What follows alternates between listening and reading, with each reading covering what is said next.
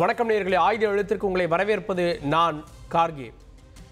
அதிமுக பாஜகவோடு கூட்டணி ஆட்சி அப்படின்ற செய்திகள் தொடர்ந்து வரக்கூடிய சூழலில் பாஜகவை கூட்டணி ஆட்சியில் விடுவதற்கு நாங்கள் ஒன்றும் ஏமாளி அல்ல அப்படின்னு அதிமுக பொதுச் செயலாளர் தன்னுடைய பிரச்சாரத்தின் போது குறிப்பிடுகிறார். அது அப்படின்னா பாஜகவை என்ன நோக்கத்தில் குறிப்பிடுறான்ற கேள்விக்கு அவர் தவறான பொருளில் அந்த மாதிரி சொல்லலை அப்படின்னு திரு நயினா நாகேந்திரன் அதற்கு விளக்கம் கொடுக்குறார். அந்த பேச்சில் உள்நோக்கம் இல்லை அப்படின்றாரு. நாங்கள் பாஜகவோட கூட்டணி அமைத்தது திமுகவை வீழ்த்த அப்படின்னு பதில் கொடுக்கிறார் இபிஎஸ். இதற்கு மத்தியில் முன்னாள் தலைவர் அண்ணாமலை பாஜக ஒன்றும் ஏமாற்றுகிற கட்சி அல்ல, ஏமாறுகின்ற கட்சியும் அல்ல அப்படின்னு அதற்கு விளக்கமும் கொடுக்கிறார். கூட்டணி ஆட்சி விவகாரத்தை பொறுத்தவரை இப்படி இந்த கூட்டணி ஆட்சி விவகாரம் போயிட்டு இருக்கப்போ திடீர்னு அதிமுகவிலிருந்து திடீரென திமுகவுக்கு சென்றிருக்கிறார் முன்னாள் அமைச்சர், முன்னாள் எம்பி, அதிமுகவுடைய முக்கிய தலைவர்களில் ஒருவராக இருந்த திரு அன்வர் ராஜா. அவர் வைத்திருக்கக்கூடிய குற்றச்சாட்டுக்கள் பேசுபொருளாகி இருக்கிறது. பாஜகவுடைய கைகளில் அதிமுக சிக்கியிருக்கு, அதெல்லாம் கூட்டணி கிடையாது அப்படின்றாரு. அதிமுகவை அழிப்பதற்காக தான் இப்போது பாஜக அவர்களோடு கூட்டணி சேர்ந்திருக்கிறது. அடுத்த தேர்தலில் அதிமுக இடத்துல அவர்கள் இருந்து திமுகவை எதிர்க்கணுன்றது நோக்கம் அப்படின்ற குற்றச்சாட்டுகளை முன்வைத்திருக்கிறார் அன்வர் ராஜா. அதிமுக பாஜக கூட்டணி ஆட்சி விவகாரம் நடப்பது என்ன விவாதிக்க இருக்கிறோம். சிறப்பு விருந்தினர்கள் நம்முடைய பத்திரிகையாளர் திரு ஜுபேர், நிகழ்ச்சிக்கு அவரை வரவேற்கிறேன். தொடர்ந்து வலதுசாரி திரு எம் குமார், அவரையும் நிகழ்ச்சிக்கு வரவேற்கிறேன். தொடர்ந்து வழக்கறிஞர் திரு சேலமணிகண்டன், அவரையும் நிகழ்ச்சிக்கு வரவேற்கிறேன். அரசியல் விமர்சகர் திரு செந்தில்வேலும் இணைந்திருக்கிறார், அவரையும் நிகழ்ச்சிக்கு வரவேற்கிறேன். நான் முதல்ல திரு செந்தில்வேல், அதிமுகவில் பாஜகவோடு சேர்கின்ற போதெல்லாம் ஒவ்வொரு முறையும் யாரோ ஒரு சில தலைவர்கள் வெளியே போயிருக்காங்க. இப்போ அந்த வாய்ப்பை பயன்படுத்தி திமுக அரசியல் செய்கிறதா? அவர் திமுகவுக்கு வர்றாரு.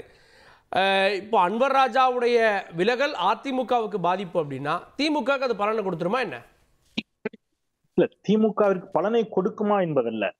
அன்வர் ராஜா இன்றைக்கு பேசுகின்ற பொழுது ஒரு விஷயத்தை ரொம்ப தெளிவுபடுத்துகிறார். மரியாதைக்குரிய மறைந்த முதலமைச்சர் ஜெயலலிதா மேடம் அவர்கள் இருக்கின்ற பொழுதும் கூட பாஜகவோடு கூட்டணி வைத்தது உண்டு, ஆனால் கூட்டணியாக வைக்கப்பட்டது. ஆனால் இப்பொழுது அப்படி இல்லை அப்படிங்கிறது என்னுடைய பார்வையில அன்வர் ராஜா அவருடைய பார்வை. அது அவர் சொல்லி அவர் வெளியில வர்றார். அவர் சொல்றதுக்கான ரீசன், அதிமுக பாஜக கூட்டணியாக இருந்தா பரவாயில்ல, பாஜக அதிமுகவை கபலீகரம் செய்யக்கூடிய ஒரு சூழல் இருப்பதாக அன்வர் ராஜா ஒரு வாதத்தை வைக்கிறார். அந்த வாதத்திலிருந்து அவர் வெளியில வர்றார். அப்புறம் நீங்க அவர் அண்ணா காலத்திலிருந்து இருக்கக்கூடிய ஒரு பொலிட்டீஷியன்.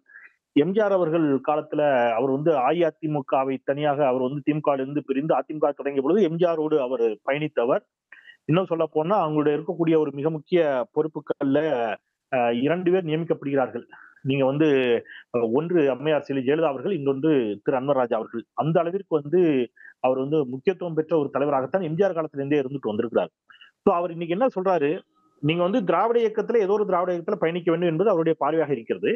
அதிமுகவில் பயணித்தார், எம்ஜிஆர் இருக்கின்ற பொழுது அதிமுகவில் பயணித்தார். அதன் பிறகு மரியாதைக்குரிய வி.என். ஜானகி அம்மையார் அவர்களோடு பயணித்தார். அப்புறம் மறைந்த மேடம் ஜெயலலிதா அவர்களோடு அவர் பயணித்திருக்கிறார். பட் இப்ப அவருக்கு அங்க அது பாஜகவினுடைய ஒட்டுமொத்தமாக பாஜகவிற்கும் அதிமுகவிற்கும் பெரிய வேறுபாடே இல்லை என்பது போன்ற ஒரு தோற்றம் அவருக்கு ஏற்பட்டிருக்கக்கூடிய காரணத்தால் அவர் வெளியேறி இருக்கிறார். வெளியேறி எங்க போய் பாஜக போய் சேருவாரு, இன்னொரு திராவிட இயக்கத்தான் சேருவாரு. அப்படி இருக்கின்ற பொழுது அவருக்கான சாய்ஸ் திமுகவில் இருக்கிறது என்ன ஆச்சரியம் இருக்குது? அது ஒன்றும் ஆச்சரியம் இல்லை. இல்ல, அவர் இதற்கு முன்பும் விலகி இருந்தார். இபிஎஸ் அவர்கள் பத்தி பேசி ஒரு ஆடியோ வந்தப்போலாம் அப்போ அவர் திமுக சேரல. ஆனா இப்போ அவர் திமுக சேர்றாரு அப்படின்றப்போ திமுக அந்த வாய்ப்பை கொடுத்ததுன்னு அவர் சொல்றாரு. வாய்ப்பை கொடுத்தாங்க, அவங்களுக்கு நன்றின்றாரு. அப்ப அதுல ஒரு நோக்கம் பார்க்கப்படாதா? திமுக அந்த வாய்ப்பை எப்படி கொடுத்துச்சுன்னு நான் புரிஞ்சுக்கிறேன் அப்படின்னா, தொடர்ச்சியான பாஜக எதிர்ப்பில் உறுதி காட்டியதன் மூலமாக அன்வர் ராஜா போன்றவர்கள் அதிமுகவிலிருந்து விலகினால் திமுக இணையலாம் என்ற நம்பிக்கையை திமுக ஏற்படுத்தி இருக்கக்கூடிய ஒரு சூழலாகத்தான் அதை சொல்றாரு நான் பாத்துக்கிறேன். இப்ப நீங்க நேற்று நடந்த 2 கான்வர்சேஷனை மேனாள் நாடாளுமன்ற உறுப்பினர், மேனாள் அமைச்சர் திரு அன்வர் ராஜா அவர்கள் சுட்டி காட்டுகிறார். நீங்களும் அதை உங்களுடைய தொடக்கத்துல பேசினீங்க திரு கார்கே. என்ன சொல்றாங்க அப்படின்னா, நான் தான் முதலமைச்சர், தனித்துத்தான் ஆட்சி அப்படின்னு மரியாதைக்குரிய திரு எடப்பாடி பழனிசாமி அவர்கள் சொல்லுகிறார்கள், எதிர்கட்சி தலைவர். அது அவருடைய உரிமை, அதுதான் அதிமுக நிலைப்பாடு என்று அவர் பதிய வைக்கிறார். அதுல மாற்று கருத்து இல்லை. ஆனா இங்க எங்க டிஸ்பியூட் ஆகுது அப்படின்னா, அதுக்கு முற்றிலும் முரண்பாடான ஒரு கருத்தை திருப்பி அமித்ஷா வலியுறுத்துகிறார். அமைச்சரவையில் இடம்பெறுவோம் என்ற அளவிற்கு அவர் தெளிவுபடுத்திட்டார். அதாவது கூட்டணி ஆட்சி, கூட்டணி அரசு, இந்த மாதிரி வார்த்தை ஜாலங்களை தாண்டி அமைச்சரவையில் நாங்கள் இடம்பெறுவோம் என்ற இடத்திற்கே திரு அமித்ஷா வந்த போது அதிமுக தொண்டர்களுக்கே கூட இந்த இடத்துல ஒரு குழப்பம் வருது. நம்ம வந்து கூட்டணி ஆட்சி தானா அல்லது வந்து ஓ. அதிமுக தனித்து ஆட்சியா வெற்றி பெற்றால் அப்படிங்கிற ஒரு பார்வை வருகின்ற பொழுது அத மிக உறுதியான டோன்ல பொதுவெளியில் யார் பதிவு செய்யறா? நம்முடைய எதிர்க்கட்சி தலைவர் மரியாதைக்குரிய எடப்பாடி பழனிசாமி அவர்கள் பொதுவெளியில ரொம்ப ஸ்ட்ராங்கா சொல்றாரு திருப்பி திருப்பி கூட்டணி வேணும்னா வேணும், வேண்டாம்னா வேண்டாம். எங்களுக்கு அது பிரச்சனை இல்ல. நாங்கள் ஒன்றும் ஏமாளிகள் அல்ல என்று சொல்லுகின்ற பொழுது அதிமுக தொண்டர்கள் உற்சாகம் பெறுகிறார்கள். ஆனா அந்த உற்சாகம் சில மணி நேரங்கள் கூட நீடிக்கல. அதுதான் இங்க டவுட்ட கிளப்புது அன்வராஜா போன்றவர்களுக்கு. திரு நயினார் நாகேந்திரன் அவர்கள் சட்டமன்ற உறுப்பினர், தமிழ்நாடு பாஜகவினுடைய மாநில தலைவர் என்ன சொல்றாரு? இல்ல இல்ல திரு எடப்பாடி பழனிசாமி அவர்கள் எனக்கு அலைபேசியில் அழைத்திருந்தார். அழைத்து என்ன சொன்னாரு? நான் வந்து சொன்னதை நீங்க வந்து அப்படி எடுத்துக்காதீங்க, வேற எதுவும் தப்பா எடுத்துக்காதீங்க. அதிமுகவை பாஜக கபலீகரம் செய்கிறது என்று திமுக அதுக்கு கொடுத்த பிரச்சாரம் பதிலடி. செய்கிறது. அதற்காகத்தான் நான் அப்படி சொன்னேன். மத்தபடி நான் அப்படி சரி. நான் சொன்னது அப்படி அடுத்த அப்படின்னா என்ன அர்த்தம்? நீங்க சொல்லுங்களேன். அப்போ அப்படின்னா நான் வந்து கூட்டணி ஆட்சி இல்லை என்று சொன்னது சும்மா காட்சிக்குங்கிற மாதிரி சொல்ல வராரா திரு எடப்பாடி கே பழனிசாமி? அந்த டவுட் வருது இல்ல. இயல்பா அதுக்கு அதான கேப்போம். அர்த்தம். வேற ஏதாவது அர்த்தம் இருந்தா கூட நண்பர்கள் சொல்லிட்டு நான் ஏத்துக்க தயார். எனக்கு அதுல ஒண்ணும் மாற்று கருத்து இல்ல. கேட்போம். பட் அதிமுக தொண்டர்களுக்கு அந்த எண்ணம் ஏற்படும் தானே. கேட்போம். அப்ப அதிமுக தொண்டர்களுக்கு அந்த எண்ணம் ஏற்படுகின்ற பொழுது பொதுவெளியில் திரு எடப்பாடி பழனிசாமி அவர்கள் சொல்லக்கூடிய கருத்திற்கும் அலைபேசியில் தனிப்பட்ட உரையாடல்களில் அவர் பாஜக தலைவர்களிடம் தெரிவிக்கக்கூடிய கருத்துகளுக்கு முற்றிலும் முரணாக இருக்கிறது. எனவே இவர் மீது எங்களுக்கு நம்பிக்கை இல்லை என்ற அடிப்படையில் அவர் ஒருவேளை திமுகவிற்கு வந்திருக்க கூடும் அப்படிங்கிறது என்னுடைய பார்வை. இப்போ நான் திரு மணிகண்டன் அவர்கள்ட்ட, அன்வர் ராஜாவுடைய விலகல் அதிமுகவுக்கு ஒரு சேதாரம் இல்லையா? இப்போ அன்வர் ராஜா சொல்லியிருக்கக்கூடிய செய்தி பலருக்கும் கூட்டணி சேர்ந்ததுல உடன்பாடு இல்லை அப்படின்றாரு. அப்போ நாளைக்கு இது போன்ற பலரும் வருவாங்கன்னு சொல்ல விரும்புறார். தந்தி டிவி நேயர்களுக்கு வணக்கங்க. திரு அன்வர் ராஜாவுடைய விலகல் அதிமுகவுக்கு செய்கூலியும் இல்ல, எந்த சேதாரத்தையும் ஏற்படுத்தாது. அப்புறம் வர அனுதினமும் டிவி விவாதத்துல அதிமுக மேல ரொம்ப பச்சாதாபம், பரிதாபம், அக்கறைப்படைய நண்பர் செந்தில்வேல்ட்ட நான் ஒண்ணு கேட்கிறேன். அதாவது பாஜக திரும்ப திரும்ப கூட்டணி மந்திரி சபையில் இடம்பெறுவோம் அப்படின்னு சொல்லிச்ச, இது அதிமுக தொண்டர்கள் மத்தியில ஒரு சோர்வை ஏற்படுத்தாதா? இதை ஏன் வந்து கடினமான முறையில நீங்க பதில் சொல்லல உங்க தலைவர் அப்படின்னு அவரு கேட்ட ஒரு கேள்வியை நான் புரிஞ்சுக்கிறேன். அது கூட ஒரு பக்கம் விட்டுருங்க சார். அண்ணா அவர்கள் பேரறிஞர் அண்ணா அவர்களை அண்ணா காலம் தொட்டே திமுக ஒரு பூர்ஷ்வா கட்சி, அண்ணா காலம் தொட்டே திமுக சாதி படிநிலை தூக்கி பிடிக்கின்ற கட்சி அப்படின்னு பேரறிஞர் அண்ணா நமக்கெல்லாம் ஒன்றே குலம் ஒருவனே தேவன்னு சொல்லி கொடுத்த அண்ணாவை கம்யூனிஸ்ட் கட்சியை சேர்ந்த சண்முகம் இவ்வளவு கடுமையா விமர்சனம் பண்றார். அதை பத்தி வாய் பொத்தி கண்மூடி காது மூடி திமுக அமைதியா இருக்குத. அப்படியே இந்த பக்கம் வாங்க, பேரறிஞர் அண்ணா அவர்களை பற்றியும் அம்மாவை பற்றியும் விமர்சனம் பண்ணதுனால ஜெயிக்கிறதுக்கு ஒரு 20 தொகுதியில வாய்ப்பு இருக்குதுன்னு தெரிஞ்சும் திரு எடப்பாடி பழனிசாமி 2024 தேர்தல்ல பாஜக கூட்டணியை முடிச்சுட்டு வெளியே வந்தார். அப்ப சண்முகம் சொன்ன குற்றச்சாட்டை திமுகவுக்காகவும் ரொம்ப பரிந்து பேசக்கூடிய நண்பர் செந்தில்வேல் ஏத்துக்கிற அண்ணா ஒரு பூர்ஷ்வாவா, அண்ணா ஒரு சாதிப்படி நிலையை தூக்கி பிடித்தவரா அப்படிங்கிற கேள்விக்கு நிச்சயமா பதில் சொல்லுவார் அப்படின்னு எதிர்பார்க்கிறேங்க. அடுத்தது ஒரு விஷயம் பாத்தீங்கன்னா, பாஜக வந்து அவங்களுடைய முதல் தேர்தல் அறிக்கை 1982 அது ஜனசங்கமா இருந்து ஜனதாவா மாறி பாரதிய ஜனதா ஆவணப்பையே ராமர் கோயில் ஆதரவு, abrogation of 370 Kashmir act, common civil code கொண்டு வருவோங்கிறத தங்களுடைய தேர்தல் அறிக்கையா வச்சது. இதெல்லாம் தெரிஞ்சுதான் 1998 அம்மா அவர்கள் போய் எங்களுடைய பிரதமர் வேட்பாளர் அடல் பிகாரி வாஜ்பாய் உங்களுடைய பிரதமர் யார் அப்படின்னு கேள்வி கேட்டு கூட்டணி சேர்ந்தப்ப அன்வர் ராஜாவுக்கு அப்ப தெரியலையா?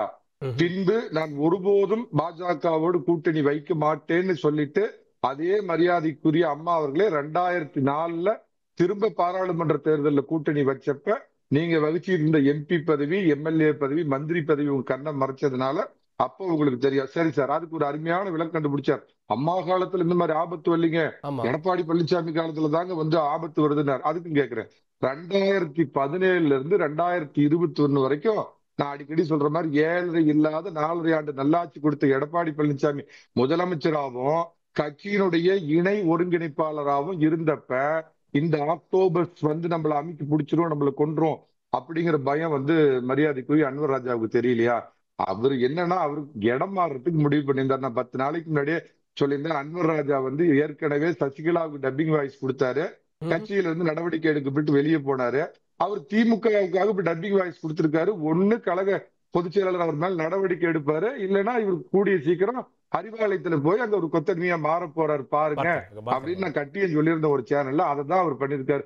அவருடைய சுயநலம். இல்ல கம்ஃபர்ட்டா இருக்க ஒருத்தர் இடமாற முடிவு பண்ணுவாங்களா சார்? அப்ப அதிமுகல டிஸ்கம்ஃபர்ட் இருக்குன்னு தானே பொருள். அருமையா சொன்னீங்க. எல்லா கம்ஃபர்ட்டையும் அனுபவிச்சுப்பா எம்எல்ஏ எம்பி அதுக்கு மேல வக்ஃபு வாரிய தலைவர் அமைச்சர் இதெல்லாம் இது பண்ணிட்ட மூத்தோர்களுக்கு இனிமேல் கொஞ்சம் வழி விட்டு நீங்க வழிகாட்டும் தலைவராக இருங்கன்னு திரு எடப்பாடி பழனிசாமி சொன்ன உடனே தான் இனிமேல் கம்ஃபர்ட்டா இருக்கிறதுக்கு இங்க ஒண்ணுமே கிடைக்காதுங்கிறது முதல் காரணம்.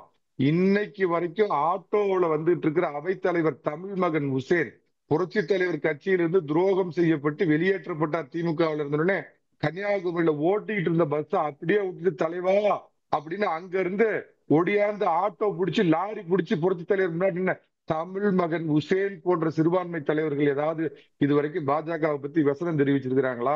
நான் ஒன்னே ஒண்ணு சொல்றேன். அன்வர் ராஜா அவருடைய சுயநலத்திற்காக அதிமுகவில் உண்டு கொளுத்து விட்டார். இங்க வந்து இனிமேல் சாப்பிடுறதுக்கு எதுவுமே இல்ல, எல்லா ஷேரும் சாப்பிட்டாச்சுன்னு போயிட்டாரு. அன்வர் ராஜாவோட பாய் விட்ட அம்மா கூட உதயசூரியனுக்கு ஓட்டு போட மாட்டாங்க. ஒரே ஒரு வார்த்தை சொல்லிடுறேன். முதலமைச்சர் இன்னைக்கு அவர் 6 தழுவி அன்வர் ராஜாவை இது பண்ணார். அவர் வந்து ஒரு படத்துல சொல்லுவாங்க பாருங்க, கடவுள் பாதி மிருகம் பாதி கலந்து செய்த கலவை நான்கிற மாதிரி அவர் மன்னார்குடி மாபியாவோட பாதி ஆதரவாளர், மரியாதைக்குரிய சகோதரி கனிமொழியோட ஒரு ஆதரவாளர். இவர் போய் சேர்ந்த உடனே மிகுந்த திடக்காரமா இருந்த முதலமைச்சரே இன்னைக்கு உடல்நல குன்றி போயிட்டார். தயவு பண்ணி உடல்நலத்தை பார்த்துங்க முதலமைச்சர் அளவுகளை மீண்டு வரணும் நீங்க. சரி, ஓகே, அது அந்த மாதிரி பார்க்க வேண்டாம். நான் திரு செந்தில்வேல் குறுக்கிட்டீங்க. அவரோட ராசி எப்படி இல்ல இல்ல மற்ற எல்லாருடைய கருத்தையும் நீங்க முதல் சுட்டு கருத்தை கேட்கிறீங்க. அன்வர் ராஜா அதிமுகவுடைய பெரிய தலைவர்கள் ஒருவர் அப்படின்லாம் ஒரு பிம்பம் இருந்தாலும் அன்வர் ராஜா கட்சி மாறுவதில் வல்லவர், அவர் வந்து எங்கேயுமே விசுவாசமாக இல்லாதவர் அப்படின்ற குற்றச்சாட்டுகளையும் பொன்னேன் வைக்கிறார். அன்வர் ராஜா மாறிட்டார் அப்படின்றதுக்காக பெரிய அரசியல் சூழலே மாறிச்சுன்னு பார்க்க வேண்டியதில்லை அப்படின்னு சொல்றாங்க. அன்வர் ராஜா இது வரைக்கும் அண்ணா காலத்திலிருந்து இந்திய எதிர்ப்பிலிருந்து தொடர்ந்து அதிமுகவில் பயணம் பண்றாரு. அதிமுக பல முறை தோத்திருக்கு, பல முறை ஜெயிச்சிருக்கு, பல முறை ஆட்சியில் இருந்திருக்கு, இல்லாமல் இருந்திருக்கு. அப்போ எல்லாம் அதிமுகவில் தொடர்ந்து பயணம் பண்ணவர் தான் இந்த அன்வர் ராஜா. இன்னைக்கு இருக்கக்கூடிய சூழ்நிலை தெரிஞ்சு அந்த தொண்டர்களுடைய மன ஓட்டத்தை புரிந்து இன்னைக்கு அதிமுகவில் பயணம் பண்ண முடியாத ஒரு சூழ்நிலைக்கு அவர் தள்ளப்பட்டிருக்கிறார். இல்லை, அது தனிப்பட்ட சூழலான மணியனை கேட்டார். இல்லை, தனிப்பட்ட சூழல் எப்படி வர முடியாது? இப்போ அதிமுக பாஜக கூட்டணி எதற்கு உருவாச்சு? அதிமுக பாஜக கூட்டணி ஏன் விலகுச்சு? இதை மக்கள் மத்தியில் அவங்க தேர்தல் நேரங்களில் போய் சந்திக்கிற பொழுது மக்கள் கேட்டால் அதை எப்படி பதில் சொல்லுவாங்க? அதிமுக கூட்டணி 2024 விலகுனீங்க, திருப்பி 25, 26 தேர்தலுக்கு நீங்கள் சேர்ந்துருக்கீங்க, எதற்காக சேர்ந்தீங்க, எதற்காக விலகுனீங்க அப்படின்னு கேட்குறப்ப இதே அதிமுகவை பற்றி கடுமையாக விமர்சனத்தை அண்ணாமலை வைத்தார். அந்த தலைவரை பற்றி எடப்பாடி பழனிசாமி பற்றி பேசினார். இப்போ வந்து 2026 தேர்தலுக்கு அவர்களை கூப்பிட்டு கொண்டு போய் நீங்கள் எப்படி ஓட்டு கேட்பீங்க? இந்த சர்ம சங்கடம்லாம் அந்த களத்தில் இருக்கா இல்லையா? களத்தில் இருக்கிறவர்களுக்கு அந்த பிரச்சனைகள் இருக்குது. அப்போ அதிமுகவோட நம்ம தொடர்ந்து பயணம் பண்ண முடியாது அப்படிங்கிற ஒரு முடிவுக்கு வர்றாரு. இது நீங்கள் அன்வர் ராஜா அவர்கள் எடுத்துக்கக்கூடிய இந்த முடிவு பெரும்பாலான அதிமுகவுடைய 2ஆம் கட்ட தலைவர்கள் தொண்டர்களுடைய மனநிலையினுடைய பிரதிபலிப்பாக தான் நான் பார்க்குறேன். இல்லை, அதை ரெண்டாக பார்க்கணுமா? அன்வர் ராஜா சிறுபான்மையினுடைய பிரதிநிதி, அப்போ அவங்ககிட்ட ஒரு மாறுபட்ட கருத்து இருக்குது அப்படின்னு மட்டும் நிப்பாட்டணுமா? ஒட்டுமொத்த அதிமுகவில் எல்லா சமூகத்தினரும் இருக்கக்கூடிய அதிமுகவில் மாற்று கருத்து இருக்குன்னு பார்க்கணும். எல்லாத்துலேயும் இன்னைக்கு தமிழ் மகன் உசேனை பற்றி சொன்னாங்க. வரக்கூடிய தகவல் என்னன்னா, அவருக்கு உடல்நிலை சரியில்லாமல் இருக்கிறாரு, ரொம்ப ஒரு அருமையான நிலைமையில் இருக்கிறதாக ஒரு தகவல் வந்துட்டு இருக்கு. அதிமுகவின் அவைத்தலைவராக இருக்கிறவர் இவர் சொன்ன மாதிரி பஸ்ஸை இடையில நிப்பாட்டிட்டு அப்படி அதிமுகவில் வேலையை ரிசைன் பண்ணிட்டு எம்ஜிஆர் காலத்தில் சேர்ந்தவர் தான். இன்னைக்கு அவருடைய நிலைமையுமே இன்னைக்கு அவர் கவனிக்க முடியாத, உடல்நிலை பார்த்துக்கொள்ள முடியாத, மருத்துவ செலவு கூட பணம் இல்லாத ஒரு சுச்சுவேஷன்ல இருக்கிறதாக ஒரு தகவலுங்க. முழு செலவையும் கட்சி ஏத்துக்கிட்டு இருக்குது. இப்படி தவறான தகவல் சொல்லாதீங்க. முழு செலவையும் அதிமுக ஏத்துட்டு இருக்குது. தயவு செஞ்சு பொது வெளியில தகவல் நல்ல விஷயம் தான். அவருக்கு ஒரு நல்லது கிடைச்சா நல்ல விஷயம். அப்ப இதை பொறுத்த வரைக்கும் இப்ப அன்வர் ராஜாவை பொறுத்த வரைக்கும் அங்க தொடர்ந்து பயணம் முடியாத ஒரு சூழ்நிலை அங்க இருக்கிறார். அதனால வெளியில வந்திருக்காரு. பலரும் நீங்க கேட்ட மாதிரி சிறுபான்மையாரா இருக்கிறதுனால அவருக்கு அங்க ஒரு சிக்கலா, அவருக்கு ஒரு அங்க சங்கடமா இருக்கா, ஒரு தடங்கலா இருக்கா அப்படின்னு கிடையாது. இதே அதிமுக பாஜக கூட்டணியில் இருக்கிறப்ப அவர் இருந்தாரே, அப்போ அந்த சங்கடம் ஏன் வரல அவருக்கு? இல்ல அப்போ அவர் எம்பியா இருந்தார். இல்ல, எம்பி ஆனதுக்கு பிறகு 2019 இருந்தாரு, 2021 இருந்தாரு, 2024 தேர்தல் வரைக்கும் அதிமுக தானே இருந்தாரு. பாஜக அதிமுக கூட்டணி இருந்துச்சு, இல்லாம போச்சு, மறைமுகமா இருந்துச்சு, எல்லாம் இருக்கிறப்ப அவர் தெரிஞ்சுதானே இருந்தாரு. இப்ப ஏன் அதிமுகவில் இருந்து அவர் வெளியேறணும் அப்படின்னா இப்ப அதிமுக முழுவதுமாக பாஜகவினுடைய கட்டுப்பாட்டில் போய்விட்டதுங்கிறது தமிழ்நாட்டில் இருக்கக்கூடிய எல்லோருக்கும் தெரியும். ஏன்னா அதிமுக மேடையில் பாஜகவின் சித்தாந்தத்தை எடப்பாடி பழனிசாமி போராட்டங்கள்லாம் பேசிக்கிட்டு இருக்கிறாருங்கிறது எல்லாரும் பார்த்துட்டு இருக்கோம். அப்படிங்கும்போது முழுவதுமாக அதிமுகவை கபலீகரம் செய்து விட்டது அப்படிங்கிறதை அவர் உணர்ந்திருக்கிறார். மீண்டும் இதில் தொடர்ந்து பயணம் பண்ண முடியாது. கண்ணை திறந்துக்கிட்டே கணத்தில் குதிக்க முடியாது அப்படிங்கிற நிலைமையில தான் வெளியேறி இருக்காரு. இது அதிமுக தொடரில் சிறுபான்மை அதிமுகவை சிறுபான்மை அல்லாத அதிமுக எல்லாம் கிடையாது. பெரும்பாலான அதிமுகவினுடைய நிலைப்பாடும் இது அதிமுகவின் நிலைப்பாடு தான். சமீபத்தில் கூட ஒரு வீடியோ பார்த்துருப்பீங்க. இப்போ நம்ம நயினார் நாயகன் வந்து ஒரு விருதுநகர் பக்கத்தில் ஒரு உறுப்பினர் சேர்க்கை முகாம் நடத்துறாரு. அதில் ஒரு நிர்வாகி போகிறப்ப சொல்கிறாங்க, இந்த மாதிரி வந்து நாங்கள் உங்களுக்கு சோறு கூட போடுறோம், ஓட்டு போட மாட்டோம்னு நிர்வாகி பேசுகிற வீடியோ வைரலாக போச்சு. என்னன்னா பிஜேபியினுடைய நிலைமை தமிழ்நாட்டில் எவ்வளோதான். இதுதான் உறுதியான நிலைமை. இப்போ பாஜகவோட சேர்ந்ததால நாளைக்கு வந்து பாஜக கூட்டணி ஆட்சியெல்லாம் சொல்லுதேன்னு தெரிஞ்சு வெளியே வந்திருக்காரு அப்படின்னு பார்க்குறீங்க? இல்லை பாஜகவை கொண்டுகிட்டே போக முடியாது களத்துக்கு. கூட்டணிலாம் ரெண்டாவது விஷயம். முதல்ல ஜெயிக்கணும். இப்போ முதல்ல இந்த கூட்டணியை மக்கள் ஏற்றுக்கணும், ஓட்டு போடணும், ஜெயிக்கணும், ஆட்சி அமைக்கணும். அதுக்கு பிறகு கூட்டணியா இல்லாங்கிறதா அதெல்லாம் வந்து டூர் ஏலியான விஷயம். இப்போ களத்துக்கே நீங்கள் எப்படி கொண்டு போவீங்க? ஈரோடு இடைத்தேர்தலில் கூட்டணியில் இருக்கிற போது பாஜகவை காமிக்காம தானே ஓட்டு கட்டிங்க. இந்த சிக்கல்லாம் இருக்கு இல்லையா? மேல்மட்ட தலைவர்கள் சமாதானம் களம் என்னன்னு அவர் பார்க்குறாரு. அதுக்கப்புறம் அந்த கள நிலவரம் அவருக்கு தெரிஞ்சிருக்கு. இந்த கூட்டணியோட நம்ம களத்துக்கு போக முடியாது, முடிவு பண்ணி வெளியேறிருக்கு. ஒரே ஒரு குறுக்கீடு மட்டும் மணிகண்டன். ஒண்ணு இல்லைங்க, அவரு நம்ம நண்பர் சுபேர் சொன்ன மாதிரியே நான் சொல்றேன். 2017 இருந்து எடப்பாடி பழனிசாமி இந்த கட்சியில தலைவரா இருக்கிறாரு, முதலமைச்சரா இருந்தாரு. 2021 தேர்தலில் என்ன மாதிரியான சில நெருக்கடிகள் அவர் எதிர்கொள்ள நேரிட்டது. அப்ப இல்லைங்க, நான் இவ்வளவுதாங்க பாஜகவுக்கு சீட்டு கொடுக்க முடியும், யாரை என் கூட்டணியில சேர்த்துறது சேர்த்த மாட்டேங்கிற முடிவு எடுக்கிறது நான் தாங்கன்னு சொன்ன அதே பழனிசாமி தான் இன்னைக்கு அதிமுக பொதுச் செயலாளர் கேசி பழனிசாமி தான் மாறிட்டாரா? அதே பழனிசாமி தான் இன்னைக்கு சொல்றாரு எங்களை யாரும் நாங்க ஏமாளிகள் இல்ல அப்படின்னு தெளிவா சொல்றாரு. இன்னொன்னு ஒண்ணு சொல்லிடுறேன், இவ்வளவு சொல்றாரு, RSS என்பது ஒரு சமுதாய அமைப்பு, அதை நாம் தவறாக புரிந்து கொண்டு விட்டோம். கழக தொண்டர்கள் ஒவ்வொருத்தரும் போய் RSS பற்றி நல்ல விதமா எடுத்து சொல்லணும். ஜூலை 1999 முரசொலியில கருணாநிதி கடிதம் எழுதினார், அதை ஏற்றுக்கொண்டு அன்வர் ராஜா போயிருக்காரா? சரி, அதையும் கேட்போம். நான் திரு எம் குமார், பாஜக வந்ததால இன்னைக்கு அதிமுகவில இருந்து அன்வர் ராஜா வெளியேறிருக்கார். அன்வர் ராஜா முதல் படி, இன்னும் நிறைய பேர் வருவாங்க அப்படின்லாம் அவர் சொல்றார். பலர் அதிருப்தியில் இருக்காங்க. பாஜக தான் அடிப்படை. அந்த ஸ்டேட்மெண்ட் அவருக்கு எப்போதுமே நீங்கள் அவருடைய ஃப்ரம் த பிகினிங் அவருடைய கேரியரை பார்த்தீங்கன்னா, அவர் வந்து ஜெயலலிதா எம்ஜிஆர் காலத்தில் ஒரு குழு போட்டாங்க. அந்த குழு ஸ்பெஷல் குழு ஒன்று போட்டாங்க, 15 பேர் கொண்ட குழு என்னவோ நினைக்கிறேன். அதில் வந்து ஜெயலலிதா ஒரு குழு தலைவர், ஒரு ஜெயலலிதா அன்வர் ராஜாவும் இருந்தார். அப்போது ஜெயலலிதாவுக்கு சமமாக ஆரம்ப காலத்தில் அப்பேற்பட்டவர் அவர் அங்கேருந்து வந்தார். அப்புறம் எம்ஜிஆர் காலத்துக்கு பிறகு, இறந்ததுக்கு பிறகு VN ஜானகி ஜெயலலிதான்னு வரும்போது ஜெயலலிதாவை விமர்சனம் பண்ணிவிட்டு அவங்க பிராமின் லேடி அப்படி நாங்கள் அவங்க கூட சரியாக வராதுங்கிற ஸ்டேட்மெண்ட்டை கொடுத்துட்டு ஜானகி அம்மா கூட சேர்ந்தார். அதற்கு பிறகு இப்போது சமீபத்தில் முத்தலாக் விஷயத்தில் அவர் என்ன, அவருடைய நிலைப்பாடு முத்தலாக்கு வந்து கடுமையாக பேசினார் பார்லிமெண்ட்டில். அதிமுக முத்தலாக ஆதரிச்சது, அதுக்கப்புறம் வெளியே வந்துட்டார் அவர். இல்லை, ஒரு அவையில் ஆதரவு, ஒரு அவையில் எதிர்ப்பு. அப்போ OPS அவருடைய பையன் இருந்தார். ஆமாம், அவர் ஆதரிச்சார், இவர் இல்லை. அது பாலிசி. நான் இவரை சொல்கிறேன், இவர் எதிர்த்தார். கடைசியில் அப்புறம் வெளியே பாஜகவுக்கும் அதிமுகவுக்கும் அவங்க விலகின உடனே இவரும் விலகிட்டார், இவர் சேர்ந்துட்டார். அப்போ விலகினார், முதல்ல எதிர்ப்பு தெரிவித்ததுக்காக விலகினார். அதுக்கப்புறம் அதிமுக அப்போ கூட்டணியில் இருக்குது பாஜகவும் அதிமுகவும்.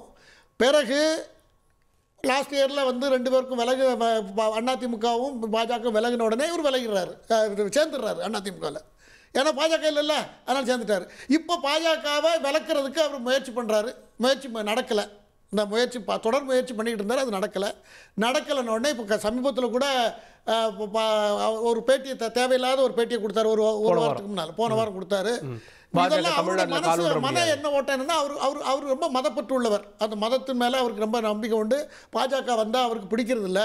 பாஜக நாட்டில் வளரக்கூடாதுங்கிறதுல ஒரு பெரிய மோசமான எண்ணம் உள்ளதில் அவர் ஒருத்தர்.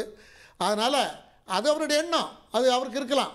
அந்த எண்ணத்துக்கு எடப்பாடி ஒத்து போலன்னு உடனே அவர் இந்த முடிவு எடுத்துட்டார். அதை தெரிஞ்சு தான் அவர் இன்றைக்கி ஒரே டைமில் அவர் அங்கே இணைஞ்சதும் அறிவாலயத்தில் போய் சேர்ந்ததும் 2 சைமல்டேனியஸாக நடக்குது. அப்படியானா ப்ரீ பிளான், ஏற்கனவே பிளான் பண்ணி அதை பண்ணியிருக்கிறார். அவர் இப்படி இந்த நோக்கத்தில் தான் அவர் போயிருக்காரு. அவர் சொன்ன காரணங்கள், சில காரணங்கள் தான் எனக்கு அவர் ஒன்று ஒரு காரணம், அதுக்கு ஒரு காரணம் எனக்கு பிடிச்ச காரணம் தான். அதிமுக ஒற்றுமை நில வேண்டும் நான் பல முறை சொல்லி பார்த்தேன். அதிமுகவில் இருக்கிற 7 அமைச்சர்கள் பேசினாங்க. ஓபிஎஸ்ஸாக இருக்கட்டும், சசிகலா எல்லாத்தையும் ஒன்று சேர்க்கணும்னு நான் சொன்னேன். அது கேட்கல. அவர் எதேச்சதிகாரமாக முடிவெடுக்கிறாரு. அவர் யார் சொன்னாலும் கேட்க மாட்டாரு. 7 அமைச்சர்கள் அவர் வீட்டில் உட்காந்துட்டு 3 மணி நேரம் ஒருங்கிணைப்பு பற்றி பேசினா அவர் கேட்கவே இல்லை.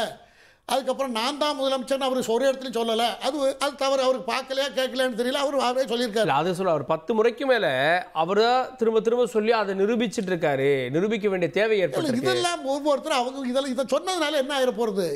இவர் காரணங்களை அடுக்கிறார். அந்த காரணத்திலையும் சில குறைகள் இருக்கு. விலகணுன்றதுக்காக இவர் காரணம் தேடுறாரா? அவ்வளவுதான். வேற விலகணுங்கிற முடிவுக்கு பாஜக கூட்டணிக்கு வரல, நான் அங்க இருந்திருப்பார்ல, ஏன் விலக போறாரு? பாஜக அவர் இவர் ஒரு தீவிரமான மத பற்று உள்ளவர். சமாத்துல எல்லாம் போய் நிறைய பேசி அதிமுகவுக்கு நிறைய வாக்குகள் எல்லாம் கொண்டு வந்தவர் அன்வர் ராஜா. அது எல்லாருக்கும் தெரியும். அந்த இதில் பிஜேபி வந்துடக்கூடாது அப்படிங்கிறது, பிஜேபியை என்டர் பண்ணப்படக்கூடாது, நம்மளால் முடிஞ்சதை செய்யணும்னு முடிஞ்ச வரைக்கும் ட்ரை பண்ணார். நடக்கலைன்னு அவர் திமுகவுக்கு வந்துட்டார். அப்படியே அதிமுக மேலே பற்றுள்ளவராக இருந்தால் ஓபிஎஸ் இருக்கார், ஓபிஎஸோட தொடர்பில் இருக்கார், இவங்கெல்லாம் பிரிஞ்சு தானே இருக்காங்க, அவங்களோடலாம் போய் சேர்ந்துருக்கலாமே. அதெல்லாம் பண்ணலை. அவர் நேர எதிரணி எம்ஜிஆருக்கு எதிராக அடியை வைத்த திமுகவோட. திராவிடத்தினுடைய நீட்சி இன்னைக்கு இருக்கு திமுக. திராவிடங்கிறது ஒன்று, திராவிடங்கிறது தேடி தான் பிடிக்கணும். நம்ம திராவிடம் எங்கே இருக்கு திராவிடம்? நம்ம பேசிக்கிட்டு இருக்கோம் ஸ்டைலா. அதெல்லாம் ஒன்றும் கிடையாது. திராவிடமாவது எந்த காலத்திலும் திராவிடங்கிறது ஒன்றுமே கிடையாது. அது ஒரு மண் சார்ந்த ஒரு வார்த்தை. அதை நம்ம பயன்படுத்திக்கிட்டு இருக்கோம். அதனால் திராவிட கோயிலுக்கு எல்லாரும் கணவன் வேண்டாங்கிறதும், மனைவி போகிறதும், பிள்ளைகள் போகிறதும், பேரம் போகிறதும், குடும்பத்தார் பூரம் போகிறதும் போன பிறகு திராவிடம் எங்கே சார் இருக்கு? திராவிடத்தை எங்கள் கடவுள் ஒரு பொருள் தான். ஆமாம், ரெண்டுமே ஒன்று தானே. ரெண்டும் ஒன்றா தானே குழப்பிக்கிட்டு இருக்காங்க. அதனால் அது நல்ல விஷயம். இவர் என்ன முடிவு எடுத்துட்டாருன்னா பாஜக கூட சேர்றதுக்கு அவருக்கு இஷ்டம் இல்லை.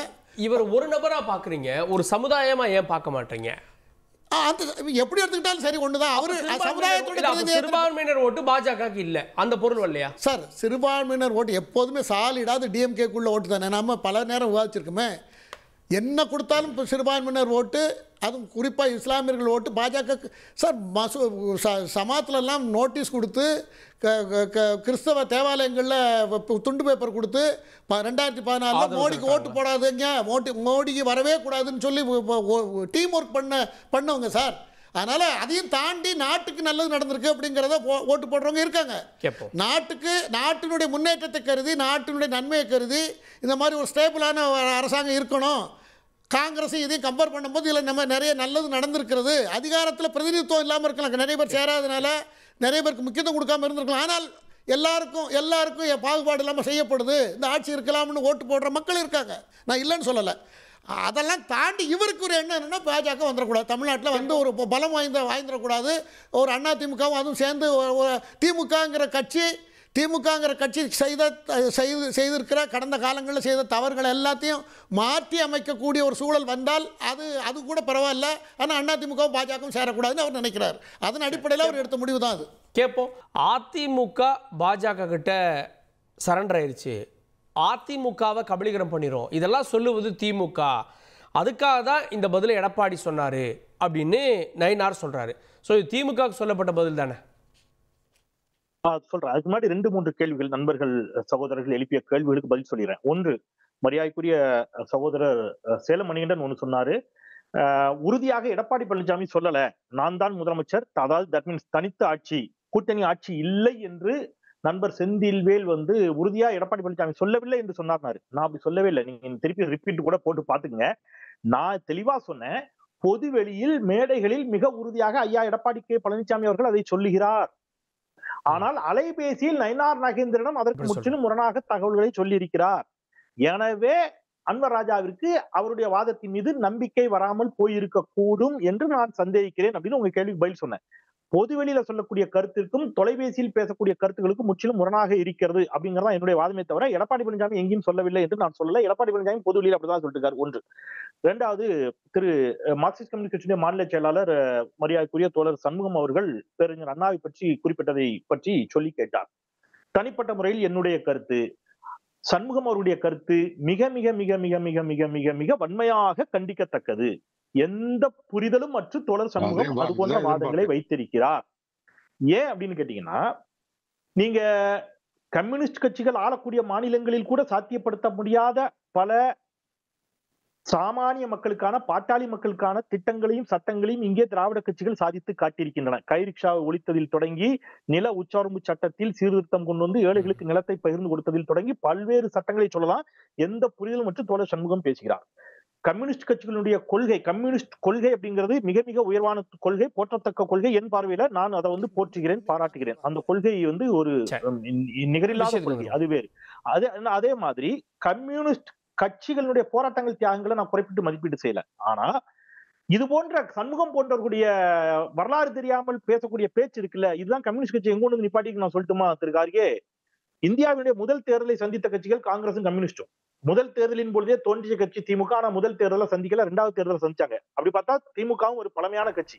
ஆனால் இரண்டாவது தேர்தலை சந்தித்த காங்கிரஸ், கம்யூனிஸ்ட், திமுக, இந்த மூன்று கட்சிகளில் திமுக இன்னைக்கு எந்த இடத்துல இருக்குது, காங்கிரசும் கம்யூனிஸ்டும் எப்படி இருக்குன்னு நீங்க யோசிச்சுக்கீங்க. காரணம், கம்யூனிஸ்ட் கட்சிகள் இன்றைக்கு இன்னைக்கு தேதிக்கு 4 எம்பிக்கள் மார்க்சிஸ்ட் கம்யூனிஸ்ட் கட்சிக்கு, அதுல 2 தமிழ்நாட்டுல இருந்து. போன முறை 3 எம்பிக்கள், அதுல 2 தமிழ்நாட்டுல இருந்து. ஓகே ரைட், அதை விட்டுருவோம்.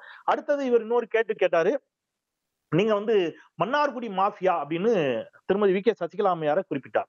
அவரை யார அன்வர் ராஜா குறிப்பிடுகின்ற பொழுது அவர் வந்து அப்ப தெரியலையா, கூட்டணி வைத்திருந்த பொழுது தெரியலையா அன்வர் ராஜாவுக்கு அப்படின்னு சில கடினமான வார்த்தைகளை பயன்படுத்துறான். அது போன்ற வார்த்தைகளை பயன்படுத்த விரும்பல. நான் என்ன சொல்றேன் அப்படின்னா, எடப்பாடி கே. பழனிசாமி அவர்கள் கூவத்தூரில் திருமதி வி.கே. சசிகலா அம்மையார் அவர்களுடைய வாழ்த்துக்களோடு ஆசீர்வாதங்களோடு, நான் கடுமையான வார்த்தைகளை பயன்படுத்த விரும்பல மற்றவர்கள் மாதிரி, வாழ்த்துக்களோடு ஆசீர்வாதங்களோடு முதலமைச்சராக முன்னிறுத்தப்பட்டு அவர் தோளில் தட்டி வாழ்த்திய போது எடப்பாடி கே. பழனிசாமி அவர்களுக்கு மன்னார்குடி மாஃபியா என்று தெரியாதா? கண்ணீரும் கம்பளையுமாக போய் நின்று, அம்மா நீங்க தான்மா சின்னம்மா, நீங்க தான் பொதுச் செயலாளர் என்று போயஸ் தோட்ட இல்லத்தில் சசிகலா அவர்களிடம் போய் நின்றார்களே, அப்பொழுது அவங்க மன்னார்குடி மாஃபியான்னு தெரியலையா? ஒண்ணு. அடுத்தது, நீங்க வந்து இத கேட்டீங்க, அதை கேட்கலையான்னு கேட்டா, இப்ப நான் இப்படி கேட்கிறேன்னு, தலவாய் சுந்தரத்தை வந்து நீங்க வந்து நீக்கினீங்க, RSS பேரணியை தொடங்கி வைத்தார்னு.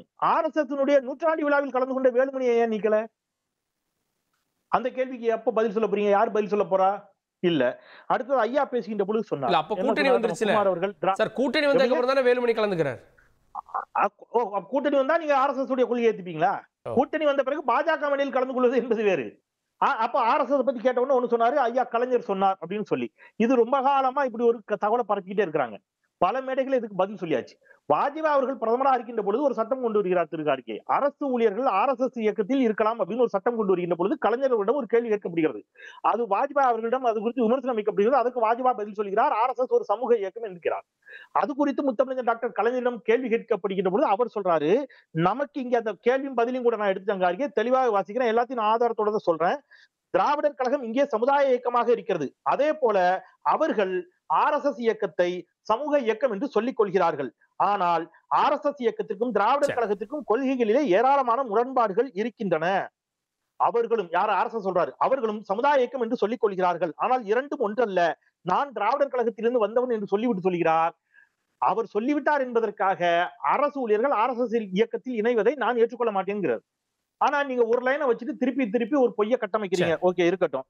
அப்புறம் இன்னொரு மிக முக்கியமான ஒரு விஷயம், நீங்க வந்து இந்த கூட்டணி இந்த சார்ந்து பேசுகிற பொழுது இவங்க எல்லா இடத்துக்கும் எங்கெங்கயோ எடுத்துட்டு போயிட்டாங்க, வேற வேற லைனுக்கு எடுத்துட்டு போனாங்க.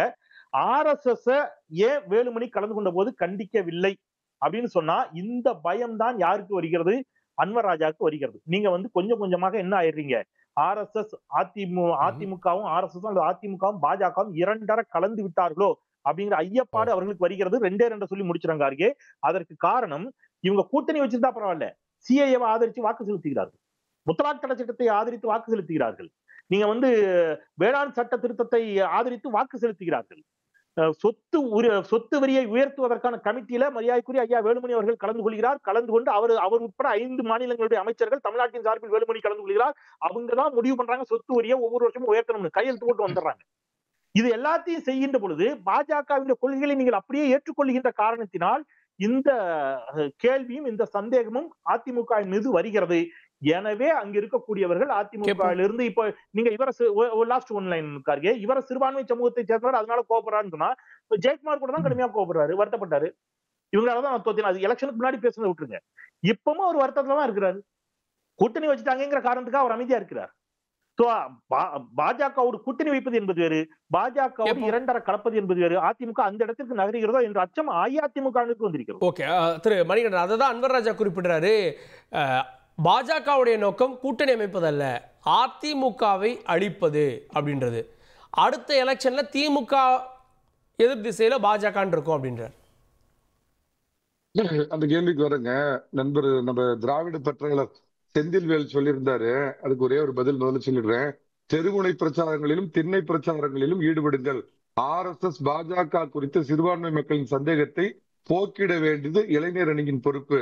கலைஞர் அரங்கில் நடைபெற்ற இளைஞர் அணி அமைப்பாளர் கூட்டத்தில் கலைஞர் வேண்டுகோள். செந்தில்வேலுக்கு அனுப்பிச்சிட்டேன், உங்களுக்கு அனுப்பிச்சிருக்கேன், பாத்துக்குங்க.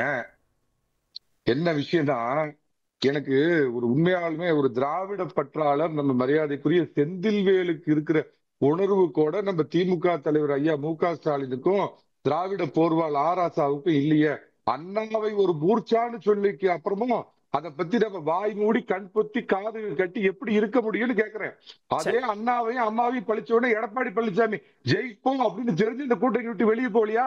ஏன் நம்ம செந்தில்வேலுக்கு இருக்கிற உணர்வு திமுக தலைவருக்கு இல்ல அப்படிங்கிற கேள்விக்கு அடுத்த ரவுண்ட்ல செந்தில்வேலே பதில் சொல்லுவாருங்க. நான் முடிச்சிடுறேங்க. செந்தில்வேல்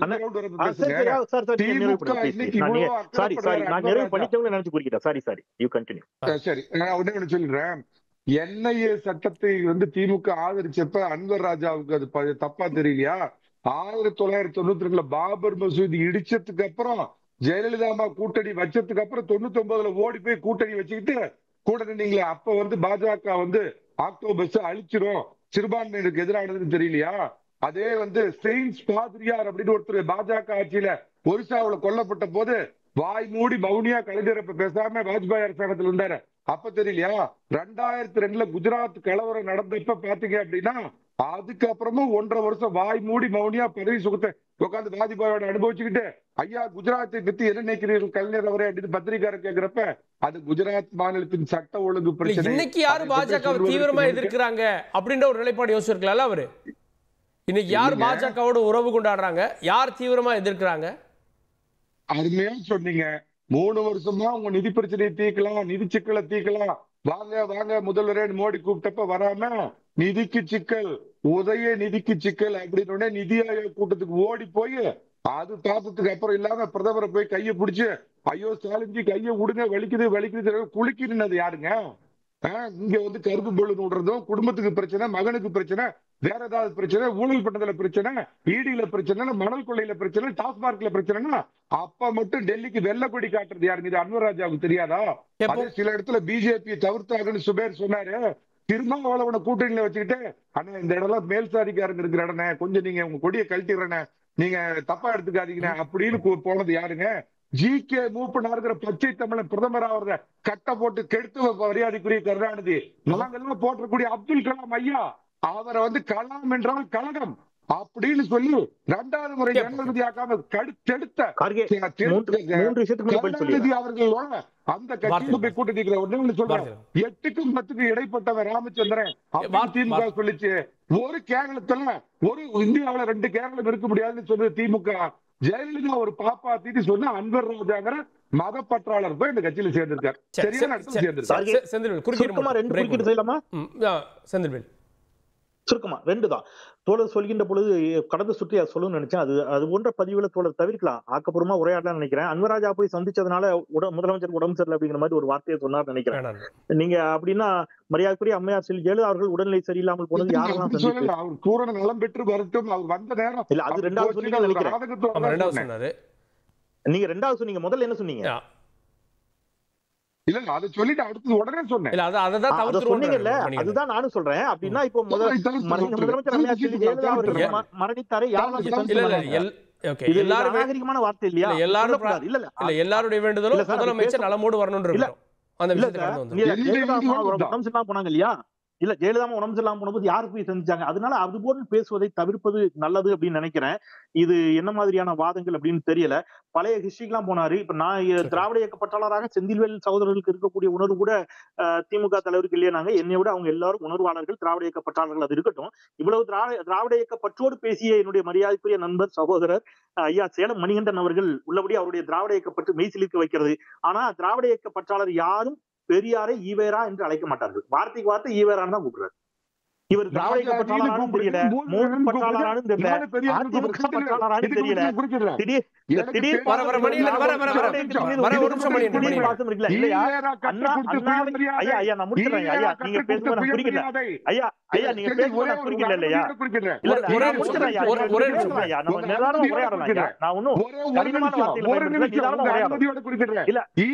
கற்றுக் கொடுத்த சுயமரியாதை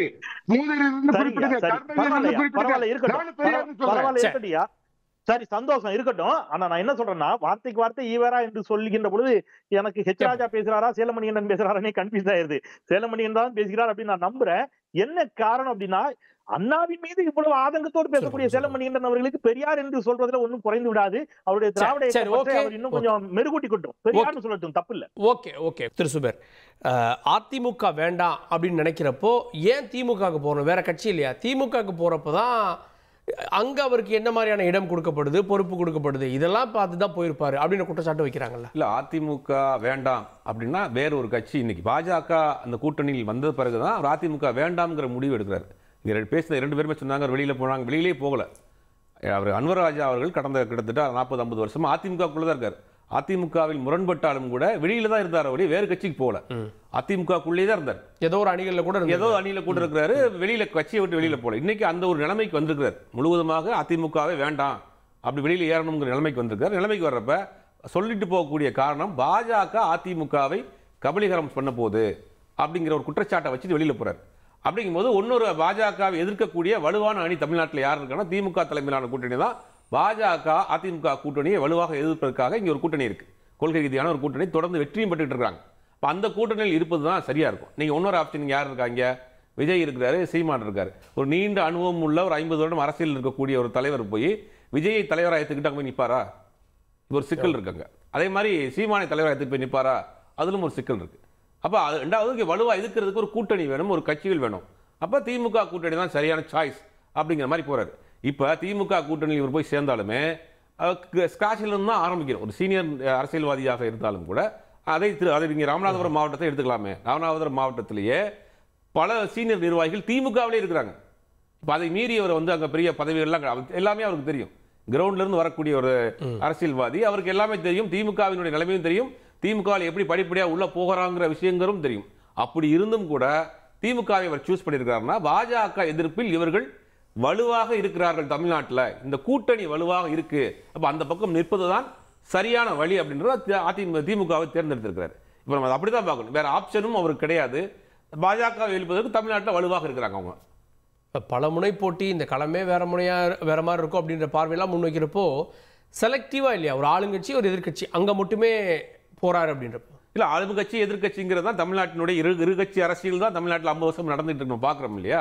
2 திராவிட கட்சியில் மாறி மாறி ஆட்சியில் வந்துட்டு இருக்கு. கடந்த 10 வருஷம் அதிமுக ஆட்சியில இருந்து இப்போ 5 வருஷம் திமுக ஆட்சியில் இருக்கு. அப்ப 2 கட்சிகளுக்கு தான் கட்டமைப்புகள் இருக்கு, ஓட் பேங்க் இருக்கு, இவங்க தான் தொடர்ந்து ஜெயிச்சிட்டு இருக்காங்க. 2024 நடந்த நாடாளுமன்ற தேர்தல் வரைக்கும் அந்த ஒரு சாம்பிள் இருக்கு இல்லையா? நீங்க அதை விட்டுட்டு வேற எந்த புதுசா கட்சி தேர்தலை சந்திக்காத ஒரு கட்சி, ஒரு 8% வாக்கு உள்ள ஒரு கட்சி, அதை நம்பி எப்படி போவீங்க? அப்ப இங்க ஒரு வலுவான கூட்டணியில் உள்ள கட்சி. இன்னொரு தகவல் சொல்றேன், மன்னார்குடி மாஃபியான்னு ஒரு விஷயத்தை சொன்னார். அதே மன்னார்குடி மாஃபியாவை சேர்ந்த டிடிவி தினகரன் தான் இப்ப தேசிய ஜனநாயக கூட்டணியில் இப்ப இருக்கிறார். அப்ப அதை என்ன சொல்லுவீங்க? திருக்குமார், பாஜகவுடைய நோக்கம் அதிமுகவை அழிப்பது, அதுக்கு தான் ஒன்று சேர்ந்திருக்காங்க அப்படின்றார். நான் அதற்கு முன்ன இந்த கபலீகரம் பண்ணிடும்னு இப்போ ஒரு வார்த்தையை ரொம்ப நாளாக பயன்படுத்திகிட்டு இருக்கோம் நம்ம மீடியாக்களில். அதையும் நீங்கள் அனுமதிச்சுட்டு இருக்கீங்க. அதை தயவு செய்து அனுமதிக்காதீங்க. அந்த வார்த்தை அப்படிலாம் அபகரிக்க முடியாது. இல்ல கபலீகரம் பண்ணலாம் முடியாது சார், அப்படிலாம் பண்ணவே முடியாது சார். எப்படி பண்ண முடியும்? ஒரு கட்சியில் லட்சக்கணக்கான மக்கள் தேர்ந்தெடுத்து ஒரு சட்டமன்ற உறுப்பினர் தேர்ந்தெடுக்காங்க. அவங்களுக்கு எல்லாரும் முதலமைச்சர் தேர்ந்தெடுக்கிறது இல்லை, நேரடியாக முதலமைச்சரே தேர்ந்தெடுக்காங்க. அந்தந்த கட்சிகள் வழியாக சட்டமன்ற உறுப்பினர்கள் தேர்ந்தெடுக்கப்படுகிறார்கள். சட்டமன்ற உறுப்பினர்கள் ஒரு முடிவெடுத்து மகாராஷ்டிரால சிவசேனா எல்லா தேசியவாத காங்கிரஸ் எல்லா என்ன? அததான் மாநிலம் சொல்றேன். இல்ல நான் சொல்றேன். அப்ப பீகாரை எடுத்துக்கோங்க. பீகார்ல என்ன பீகார்லயும் நடந்தது? சொல்லாமே. பீகார்ல என்ன நடந்தது? பீகார்ல நிதிஷ்குமார் தானே இப்ப முதலமைச்சரா இருந்தார். தனிப்பெரும்பான்மை வந்தாலும் கூட அவர் தான் முதலமைச்சர். எங்க போயிட்டு எங்க வந்தாரு அவரு? எங்க போயிட்டு எங்க வந்தா என்ன சார்? அது அரசியல் வல்ட்டில அடிச்சிட்டு இருக்காரு. அரசியல். நீங்க கபலீகரம்ங்கிறதுலாம் அந்த வார்த்தையே இதுக்கு அன்சூட்டபிள். அது பயன்படுத்தவே கூடாது. ஒரு அரசியல் கட்சி அந்த கட்சிக்கு உரிய வேட்பாளர்கள் நிறுத்தி அவங்க ஜெயிச்சு வந்து ஆட்சிக்கு வராங்க. கருத்தொற்றுமையின் அடிப்படையில் அவங்கள்ட்ட அந்த கட்சியை எடுக்கிற முடிவு, அந்த அரசாங்கம் எடுக்கிற முடிவு, அது கொள்கை மாறுபட்ட முடிவுகள் எடுக்கும் பொழுது பெரும்பாலான சட்டமன்ற உறுப்பினர்கள் நாயகன் சொல்றாரு இந்த தேர்தல் நமக்கு இல்லை, நமக்கு 29 அப்படின்றாரு. அப்ப என்ன நோக்கத்துக்கு இப்போ சேர்ந்திருக்காங்கன்ற கேள்வி வருதுல்ல. இந்த தேர்தல் அவர் என்ன நோக்கத்தில் சொன்னார்னா, அவர் பாராளுமன்ற தேர்தலுக்கு சட்டமன்ற தேர்தலையும் பிரித்து சொல்லியிருக்காரு. அப்படிதான் நீங்க எடுத்துக்கணும். இது சட்டமன்றத்துக்கு நடக்கிற தேர்தல். இப்போ இது பாராளுமன்றத்துக்கு இப்போ 2024 நடந்ததுக்கு இப்போ நடக்கிறதுக்கு நிறைய வித்தியாசம் இருக்கிறது. அதைத்தான் அவர் எக்ஸ்பிளைன் பண்ணினாரே தவிர, அந்த நமக்கு உடைய தேர்தலுங்கிறது எம்பி நம்ம கட்சி வந்து இப்போதைக்கு நமக்கு இதில் ஏன்னா எடப்பாடி பழனிசாமி தான் முதலமைச்சர்னு அமித்ஷா சொல்லியாச்சு. எங்க சொன்னாரு? அவர் தான் சொன்னாரு. 4 முறை கூட்டணி சென்னையில சொன்னாரு. அதுக்கப்புறம் பத்திரிகை பேட்டியில என்ன சொன்னாரு? ரெண்டாவது என்ன சொன்னாரு? அந்த கட்சியில ஒருத்தர் போட்டிடுவாரு, கட்சி பொதுச் செயலாளர் போட்டிடுவாரு, அந்த கட்சியில ஒருத்தர் போட்டிடுவாரு. அது யார்? அது எடப்பாடி பழனிசாமி தான். நாம நம்ம இஷ்டத்துக்கு இந்த மாதிரி அதை பிளான் பண்ணி பேசுறதுக்கு அவசியம் இல்லை. நான் இதில் சொல்ல வரக்கூடிய விஷயம் ஒரே ஒரு விஷயம்தான். கபலீகரம் பண்ணிடுவாங்க. கபலீகரம் அப்படி பார்த்தா திமுக திருமாவளவன் கட்சியை கபலீகரம் பண்ணிட்டுதா? பாமக கபலீகரம் பண்ணிட்டுதா? ஏன்னா அவங்கெல்லாம் போராட்டம் எங்களுக்கு ஆட்சியில் பங்கு கொடுங்கன்னு கேட்குறாங்க. அப்போ அவங்க உரிமையை தான் கேட்குறாங்க. எத்தனை 25 வருஷமாக கூட இருந்திருக்காங்க, பண்ணிட்டாங்களா? அப்போ பர்டிகுலராக பிஜேபியை பேசும்போது மட்டும் நீங்கள் அதை தடுக்கணுங்கிறது என்னுடைய வேண்டுகோள். ஓகே, ஒரே வரி திரு செந்தில்வேல், எல்லாத்தையும் ஒரே வரி மட்டும், நேரம் ரொம்ப குறைவு. கார்கே ஒரு வரி தான். 2 எம்எல்ஏக்களை பெற்ற பாஜக ஒரு மாநிலத்தில் ஆட்சி அமைத்தது. அருணாச்சல பிரதேஷ் கட்சியை கபலீகரம் செய்யாமல் தான் ஆட்சி அமைச்சாங்களா? குமார் சார் தெரியாத நீங்க கணக்கு சார், நீங்க வரலாறு பேசக்கூடியவர் தானே. 2 எம்எல்ஏ வச்சுட்டு எந்த மாநிலத்தில் ஆட்சி அமைச்சாங்க வரலாறு குறிக்கிடவே இல்லை குமார் சார். நீங்க அதனாலதான் நீங்க பேசும்போது எதுவுமே நான் நேரம் வாங்கிட்டு பேசுறேன். இன்னொன்று, அவர் பேசிட்ட பொழுது அவருக்கு ஏன் குமார் சாருக்கு வந்து மரியாதைக்குரிய சகோதரி வானதி சீனிவாசன் மீதும் மரியாதைக்குரிய அண்ணாச்சி பொன்னார் மீது இவ்வளவு கோபம் வன்மம் எனக்கு தெரியல. அவர் ஏன் அவங்களை இவ்வளவு கடுமையா விமர்சித்தாருன்னு தெரியல. முதல் சுற்றுல அவர் வந்து என்ன சொன்னாரு? அப்படி ஒண்ணுமே இல்ல, அது போயிடுச்சு, அது அழிஞ்சு போச்சு. திராவிடத்தை சொல்றாரு. திராவிடம்ங்கிறது ஒண்ணுமே இல்லை அப்படின்னு சொன்னாரு. சார், நாங்களும் திராவிடர்கள் நாங்களும் திராவிடர்கள் என்று அண்ணாச்சி பொன் ராதாகிருஷ்ணன் அருமை சகோதரி வானதி சீனிவாசன் சொல்லிட்டாங்க. இப்ப என்ன சொல்ல போறீங்க? சரி, ஓகே, இறுதி கதை எடுத்துக்கிறேன். ஓகே மணியன் பொன் ராதாகிருஷ்ணன் வானதி சீனிவாசன் திராவிடர்கள். சரி, மணியன் சொன்னது. ஓகே, ஒரே வரி மணியன், ஒரே வரி ப்ளீஸ். நண்பர் செந்தில்வேலு ஈவேராவன் குறிப்பிட்டு ரொம்ப அவர் வருத்தப்பட்டாரு. ஊவே சாமிநாதர் ஐயர் யாரும் நம்ம தமிழ் தாத்தான்னு சொல்றது இல்ல, ராஜாஜிய மூதர்ன்னு சொல்றது இல்ல, கர்ம வீரர் காமராஜர்னு குறிப்பிடாதனால அதை சொல்றது இல்ல. எல்லாத்துக்கும் மேல ஈவேரா அவர்கள் கற்றுக் கொடுத்த நமக்கு சுயமரியாதைங்கிறது ஒண்ணு சொல்லிடுறேன். நம்முடைய பொது எதிரிகள் அப்படின்னு ஈவேரா அவர்கள் குறிப்பிட்டது பார்ப்பனர், நம்பிலும் கீழோர் யாருன்னு அவர் சொல்லணும். இஸ்லாமியர், கிறிஸ்தவர் அப்படின்லாம் பெரியார் ஈவேரா சொன்னதுனாலதான் நான் அவரை பெரியார்னு அழைக்கிறது இல்லை. புதிய கருத்துல சொன்னா பெரியாரின் மீது பற்று கொண்ட ஒருவர் பெரியார் சொல்லாத ஒரு கருத்தை இப்படி சொல்லவே முடியாது. அகைன் அப்படின்னா நான் என்ன சொல்றேன்,